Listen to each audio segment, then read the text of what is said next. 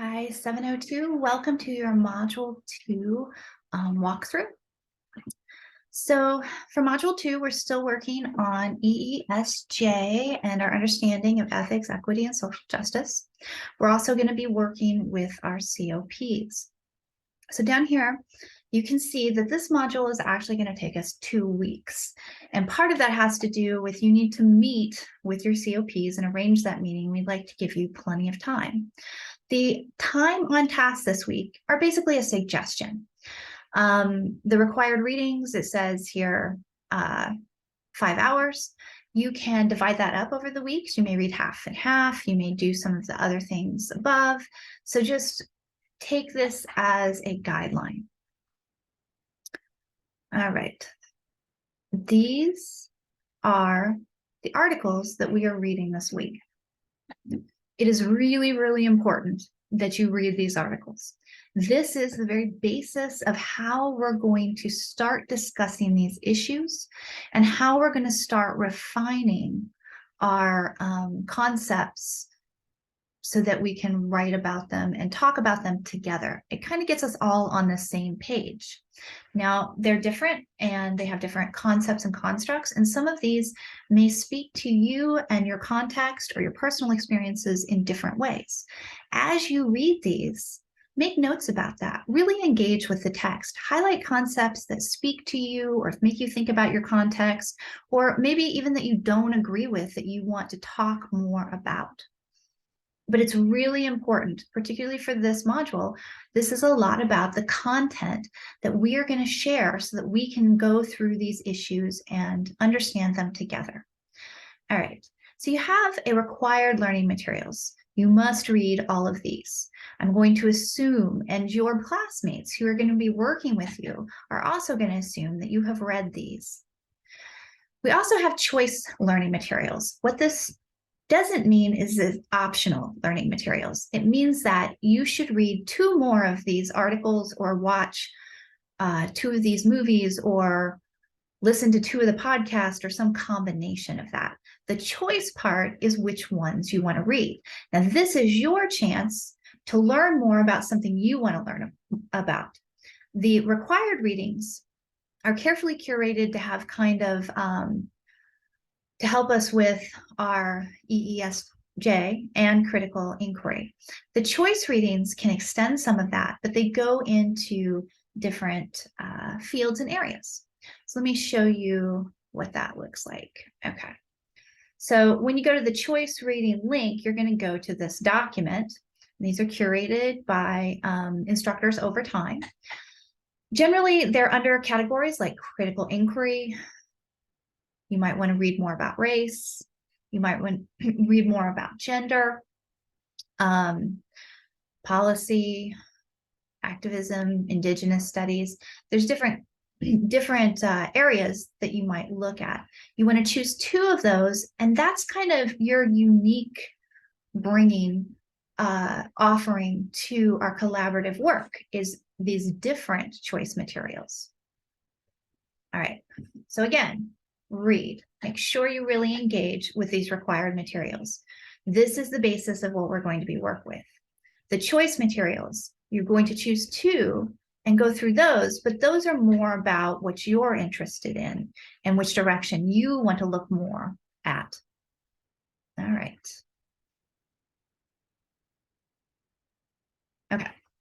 So the collaborative work that you're going to be doing with your COP over these next 2 weeks is you're going to make a code of conduct. And you're going to work together and meet synchronously to do this. When you meet synchronously is completely up to you, but you want to be aware of your due date of January 29th. So it's at the end of the 2 weeks that you're going to give me your code of conduct.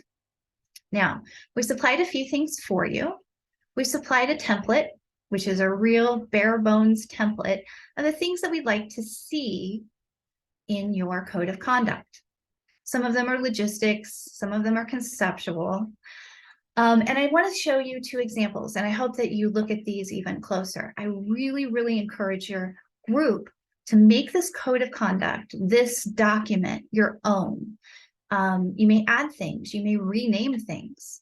So here's an example from last semester. They named their group. They have a very nice pledge. They did keep the standards, but they also went outside and looked at different ways of forming code of conducts for these kinds of discussions. Talk about responsibilities, leadership responsibilities, but they also use some visuals, which are really nice. The second one, they don't even call it a code of conduct. They call it something else completely. They also do a lot of linking to some outside sources, many of them that they had used before. And you can also even use the literature that we're talking about to form your code of conduct. So how you do this is completely up to your collaborative group. I've seen a lot of different examples. Those are really great ones of making it your own. You have 2 weeks to get together, think about it, talk about it, and come up with this code of conduct. Okay, your second collaboration is an asynchronous collaboration with the entire class. Now this is going to be due in the middle of our 2 weeks. So it's going to be due on the first Sunday, January 22nd. This is a flip where you're going to start talking about revising your definition or your thinking about equity, ethics, and social justice. In this case, I want you to do your flip and kind of think through these with the literature that you're reading, maybe something that spoke to you about it or something that you really want to focus on in the literature, and your experiences and how they apply and how this literature and your experiences synthesize. These are offered to the entire class so that they can watch them and also get ideas about equity, ethics, and social justice. All right. And then kind of the capstone of all of this is revising your complete kind of, now you're going to give me a definition in writing about equity, ethics, and social justice. Now this is iterative. You gave us one off the top of your head in last module. You're doing some reading, you're doing your flip grid, you're watching other people's flip grids, and now you're going to use the literature, the flip grids, and what we've gone through so far to give a more formal definition of equity, ethics, and social justice. And you're going to write that and post it as a comment on your original definition that you gave in module 1, and the link is right here. That is due at the end of this module on January 29th. All right. In your developer notebook, you can go ahead and put those definitions if you want to from your discussion and paste them in. And this is, of course, just to your instructors. You can talk about how you formed them, but really what we're wanting to know here is, now that you've used some literature, you've really refined your definition, you've kind of gone through this iterative process, discuss your problem of practice and your context in light of ethics, equity, and social justice. Are there now pieces that you can see that have to do with EESJ? And the last thing is add to the cohort generated materials. Okay, you're going to see this several times. If you go down here, you'll see it is due April 2nd. This is the first time I'm just alerting you.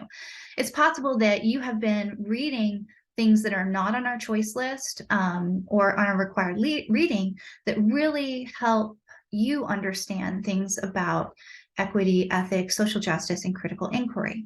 We ask that if you have a really great resource, that you add that to our cohort generated learning materials, and the instructions are right here. And the link will take you to it. It does not have to be done this week. This is just the week we're alerting you to it. You can do it anytime before April 2nd. And that is it. So enjoy module 2. It's a really fun one, and I can't wait to see your codes of conduct. And thank you for watching.